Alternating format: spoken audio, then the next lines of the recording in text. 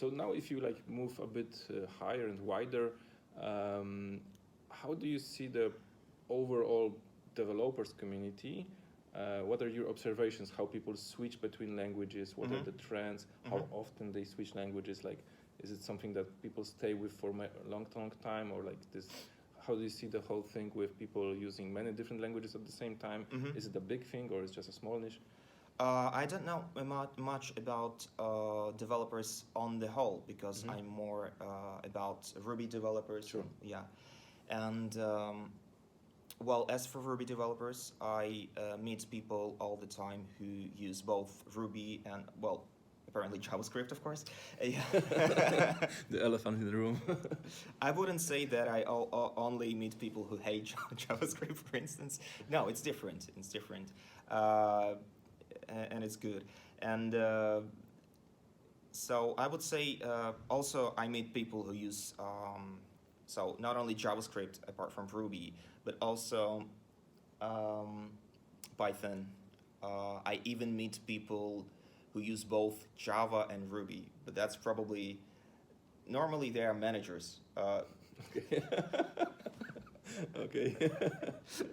I'm not sure that's why they say it, but maybe it's, maybe that's because they used to use IntelliJ IDEA back then when they were developers, and then they become managers and they got licenses for them and for their team, for RubyMine, for instance, or for IntelliJ IDEA.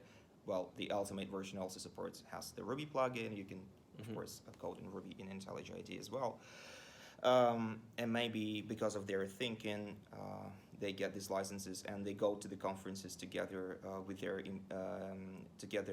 their employees, and and they come to my booth and they say I both code a little bit in Java and Ruby, and that's why I get this information like, wow, there are developers who code both in Java and Ruby. Anyway, back to your question. So I would say the biggest things, so the biggest pattern I see, there are some people who use only Ruby. Well, only Ruby normally is Ruby on Rails, HTML, CSS, and JavaScript. Yeah, just to be specific. But I also meet a lot of people who use Python and JavaScript. And as for switching, according to the data, I had this research, this questionnaire. I made it and I sent it to some users who stopped using RubyMine for some reason. And I asked them why.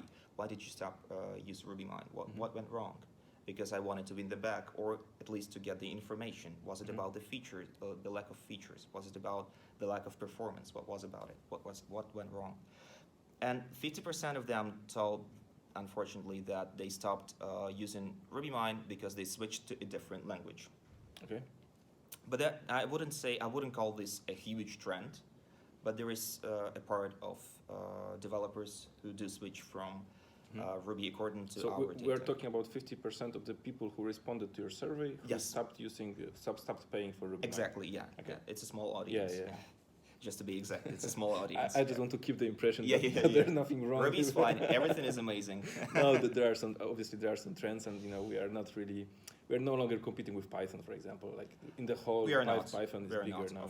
Of course not. But there are too many directions in Python. It's natural. It's okay. We'll see where it goes. Well, and Ruby 3x3, right?